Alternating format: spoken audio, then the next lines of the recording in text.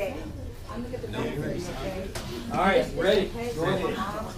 Good evening, everyone. Good evening. How you doing today? I'm doing good. All right. Good. Looking out in the audience, I'm just gonna be honest. I'm feeling good. Yeah. Okay. I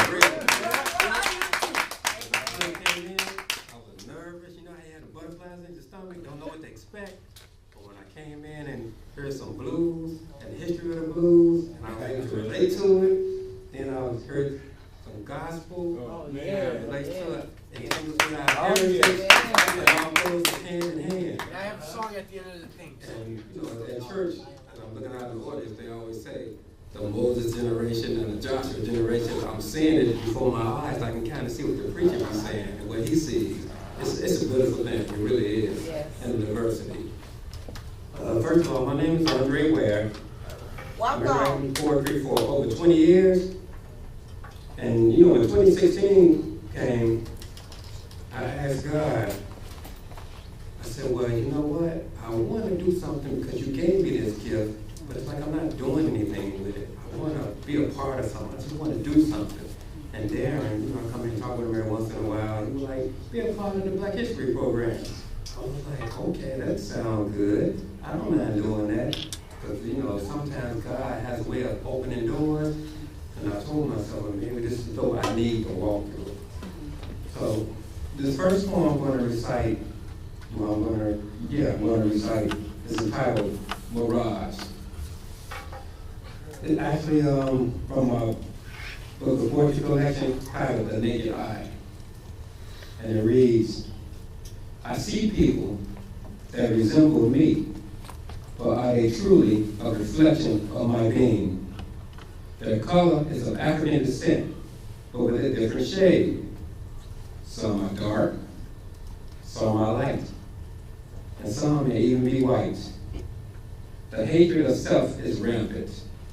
I've experienced the lashings of economic hardship by the hands of those whose ancestors' blood marinated the fields of their oppressor. No more chains, but our mind and spirit hold us bondage to Jim Crow and Black Code laws of yesterday. I am convinced we hate ourselves. We inflict pain instead of love within our culture and community, regardless of how God displayed love to us from the beginning. Oppressors do fall eventually due to their ignorance and cold hearts. The intentions of the heart seals the fate of the unjust. We should learn from the past. Good overcome evil. I see people that resemble me, but are they truly a reflection of my being? Amen. All right.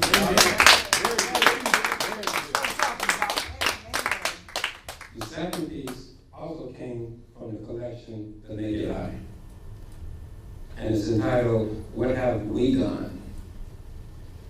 We need to stop building on our negative mode of selfishness, envy, jealousy, and greed, and follow the Spirit so that our brothers and sisters can be freed. The time has come for us as a people to react to situations and not act upon solutions. Prepare ourselves mentally and spiritually for yet another revolution. What have we done? We must open our eyes and see our people's sorrows. For if we don't act now, there will be no tomorrow. The cause for our struggle still remains, but our ignorance of the Armageddon is the same. Our society suffers from drugs, AIDS, and guns. But when we hear the news, many of us act stunned. We must act now to preserve our African existence because the future holds no promises for a struggle or a need for existence. What have we done? All right.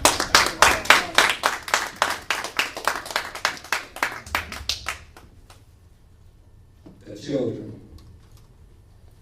I yearn to be heard. I yearn to be loved. The innocence that bathes me is equivalent to a dove. I learn what I see, and this is true. If you don't believe me, just look around you. I depend on you to show me the way, but I must warn you, God will penalize you if you lead me astray.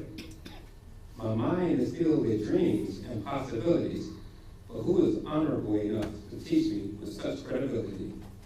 I am in the image of the one who created, so guide and mold my mind as you dare to educate.